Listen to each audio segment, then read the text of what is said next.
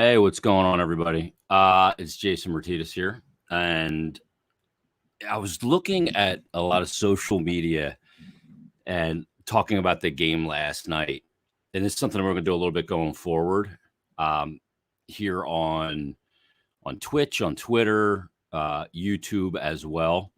Do some live videos and look at some of the video from the game, and especially last night's game. It's game one of the season, and just seeing a lot of tweets I got as well about certain elements of the game, especially last night in regards to Hart.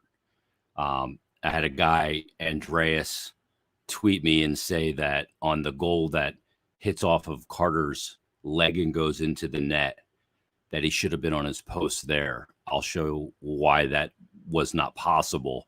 And just kind of look at the goals that he gave up in the game. A couple of the saves that he did make after that second period where the Canucks scored the 4 goals, and kind of which ones of these goals was more stoppable than others. If I were to grade his game last night, I guess I would probably grade it at around a C. The 2 goals that I didn't like were I didn't love the first goal, the Podkolzin goal, which is a clear-sighted shot, and I'll explain why in just a second. And I also didn't like, obviously, the one that I think it was Alex Chason scored where the puck is lodged up against the net. So we have some video that we're going to look at, and I'll show you some angles and kind of what I saw and why I've come to the conclusion I have on some of these goals. So we're going to start actually with this Podkolzin goal. Now, the Flyers in the first period, they score the first goal of the game. They get the goal from Farabee off the shot from Ryan Ellis and Ivan Provorov, 6:15 into the first. So we head to the second period. And 2:36 into the second period is when the Podkolzin goal happens. So here's the goal. I'll let you see the goal just first as it takes place on the ice. And then I'm going to pause it, kind of show you frame by frame. And so there's a goal, clear-sighted shot from Podkolzin. The release happens probably right around the dot.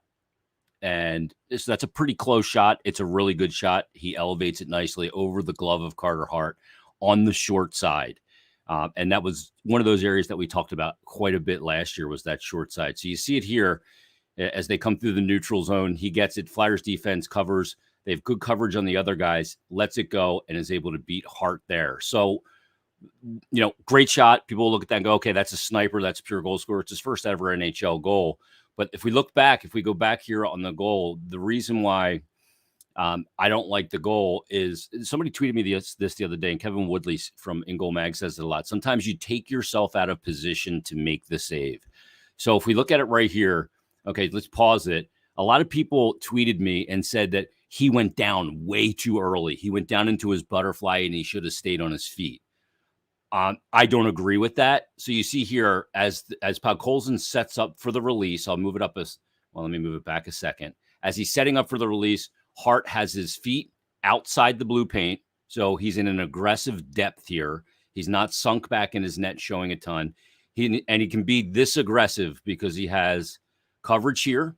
That's Keith Yandel on a Canuck player that's driving the net. You also have the other coverage here with Sealer. And then you have backdoor coverage coming right here on, I think that's Chason. So you look at the coverage that he has. So he can take a little more ice here. He can't take too much, because if he comes all the way out into this area and then there is a rebound off the save, he still has to be able to cover and get back into this area. So this is a good depth for him. So you see that. And then the shot comes, and as he's getting ready to take the release, and I'm just doing this frame by frame. Okay. He's clearly shooting the puck there. He's reading his body. His feet are open. His shoulders are open. Top wrist is something you read as a goaltender. He's clearly going to take the shot. He's not distributing it. Plus, he has good coverage on these guys. Still holding his edges, chin down on the puck. As the release happens, boom, there's where the release. The puck leaves the stick. Carter still on his edges. This notion that he was down before the shot, the video doesn't lie. It's a fact. He's still on his edges. He was patient on his edges. As you see the shot, you'll see, right? You can see the puck moving. The puck is right here. It's this little blur.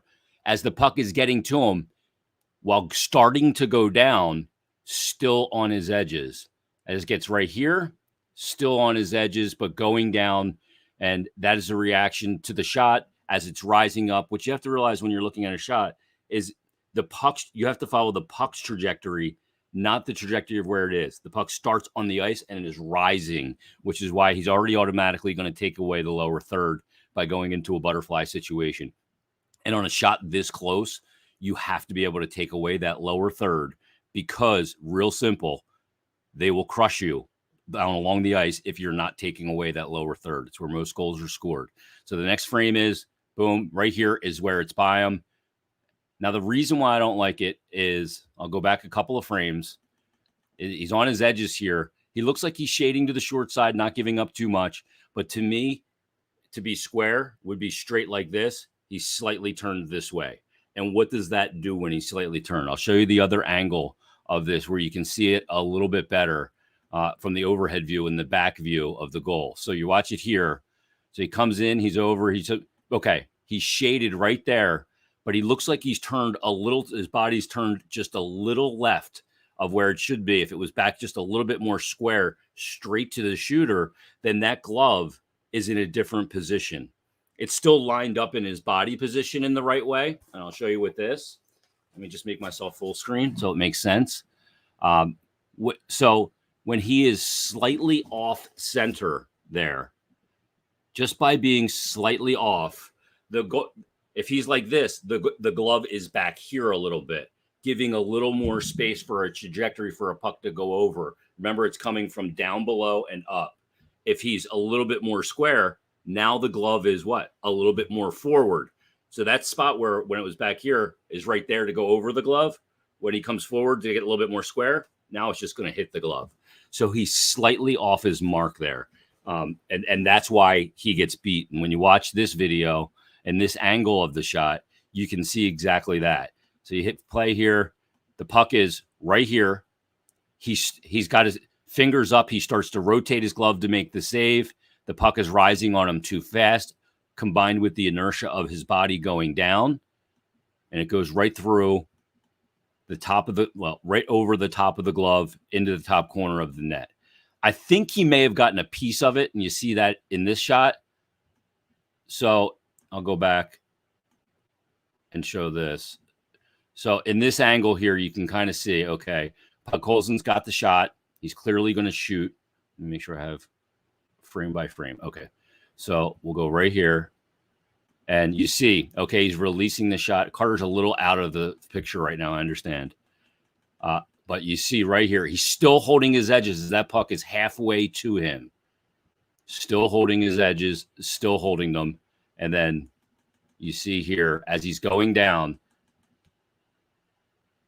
he's got a good read on it at this point. But puck is rising as he's coming down.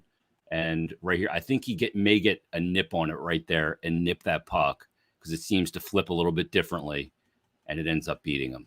But if his body was turned, again, just from that angle to this angle, and it could be a fraction of an inch, he makes that save. It's almost like he shoots it into his glove. So that's why I didn't like the Podkolzin goal. So let's go to the Elias Pettersson goal. That happened at 4:07 of the second period. Flyers here, this is a 5-on-5 goal. So here's Pettersson right here, lined up at the dot, and there's a ton of traffic in front. Provorov right here blocks the shot. So he blocks the shot, and it ends up in the back of the net. This took me 10 minutes just to figure out what the hell happened. How the heck did it end up in the back of the net? So when you look at it, and you really kind of look at every element of this, we'll move it up so we can get to the replay. So you see it here. Here's the shot, the release. You have two guys setting up to block that shot. And the release comes. It ends up getting Provorov right in the shin pad. Right there. Boom. Hart's already in save mode for that save. And he has to be at that depth. He cannot be on his post there. Because if he's on his post and that shot does get through, he's giving up too much net. He's dead man. Plus, he has to be close to this guy in front for a deflection. You want to be as close to the deflector as possible on a redirect. If he's back in his net, he's giving up too much net. So you see what happens here. Puck goes right off the end boards, and this happens in the flash of an eye.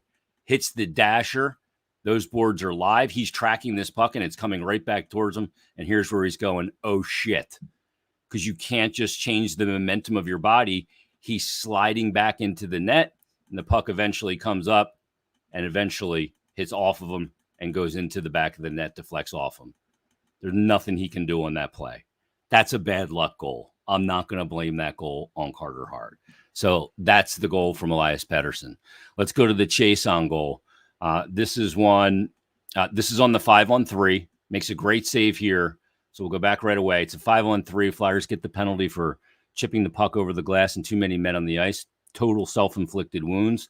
You have the 5-on-3. They're running it perfect. They have the umbrella up at the top, two guys net front in a staggered fashion for a layered screen. Layered screen, hardest thing for a goaltender to deal with because no matter what side, look how this guy is shaded to the middle of the ice. This guy is shaded to the short side. So it gives the umbrella players, the three top players, tons of options here. It's a very difficult situation for a goalie to deal with. Comes in, the rotation happens, redirect right in front. Carter makes the initial save, but the player directs the shot right into the middle of his body. Hart would have preferred had that deflection been out towards his toe a lot more because he could have kicked a rebound somewhere. When it kicks into the middle of his body, there's nothing he can do with it. And he's opened up because of what just happened. And there's just no way to make the save after that. There's no recovery here. So it's boom. It comes into the middle pad. Had it gone to the toe, it would have deflected into the corner. They gather it. They put it over the goal line and in. So it's a tough goal. It's a 5-on-3. And you see how the puck just lays there. Let's look at just the Cam Atkinson goal from the Flyers real quick because this is a beauty. Joel Farabee from behind, boom, quick pass out, one-timer. Great play, low to high. Goalies hate that play because you have to turn your back to the attackers. This is, you see Thatcher Demko here has no idea where Cam Atkinson is because the Flyers are working two men down below the goal line. So the puck goes up the wall. Yandel keeps it in. He rims it down. It goes down below the goal line. A touch pass over. His head is looking back over here initially, then looking back at Farabee. Now the puck's coming out, but he has no idea where Atkinson is. He one-times it, puts it in, easy goal. Okay, the last goal that we want to look at from the Flyers standpoint is this JT Miller goal. Now, this one's a weird one because we'll go back, just bring back 5 seconds. So he comes down the wall. Why is this stupid thing on here? Comes down the wall and he throws it right in Carter's feet. Let me see if I can get rid of this. Doc preferences. This thing just moves around on me sometimes and drives me bananas. So we're going to get this and we're just going to put it to, well, we're going to try and put it to the right. All right, so that's gone.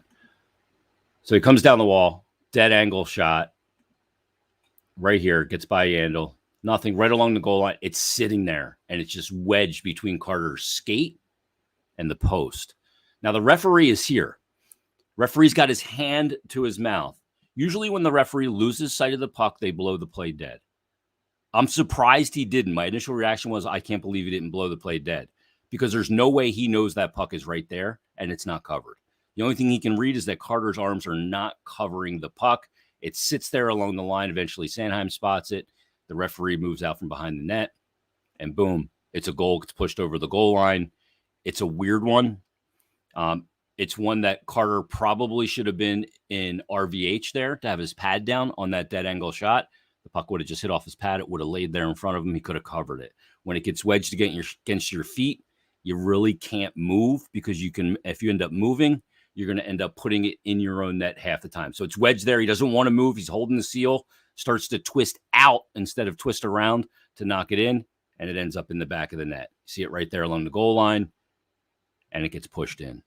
A little shocked by that one, but that's a bit of a bad luck goal, but it's one that he needs to make. He needs to be in RVH there, not simply, and let me look here. It's not even a VH. It's kind of just in a stand-up post integration, which is, he's surprised by the shot. You can tell by what happened there, but he did settle down. So those are the 4 goals in the second period. And I hope that explains it a little bit, but I did want to point out this play too, the game tying goal from Giroux, because you see the Flyers are no longer on the power play. It's a 6-on-4. You have stagger guys here like they did with the net front. You have Sean Couturier here and 2-point men. So it's a little bit of that umbrella type thing, but your extra player is here. You see Giroux with the stick right here. What's he doing? He's pointing to the end boards. He's directing Sean Couturier. He's going, throw it off the end boards because I have nobody here on this side. If I can get it and one time it, I will. If I can get it, go and collect it and go hard to the net, I can, because all the coverage is shaded to the puck side. So he's a man on an island. He's got a ton of options. He can get that puck swing out here and then hit Couturier cutting across, or he can do what he did. And this is what's great. Off the end board, calls the shot, boom, rotates over, beats Demko to the post, and scores the goal to tie the game. And you see the celly that he's got going on there. It's awesome. And the reason why it's awesome is because that's what they wanted to do. They executed it perfectly. And you'll see it again here in the replay. I mean, it's a tremendous hockey play. So you see Giroux, there's the puck off the end boards, perfectly placed by Couturier. One-timer, looks like off the side of the mask of Demko as he's trying to get over. And just tremendous stuff. You see it here again. Demko reading, too late. No coverage on Giroux there. No backdoor coverage. There's only one way to get him the puck. It's a directed pass off the dasher. He puts it in, and that's the reason why the Flyers get a point in the game. Tremendous, tremendous hockey play. All right, I hope that explains it a little bit. I know there's probably some comments on the video, and I'll see if I can see some here, and we can kind of deal with some of these. But the play that Giroux makes there is just absolutely awesome.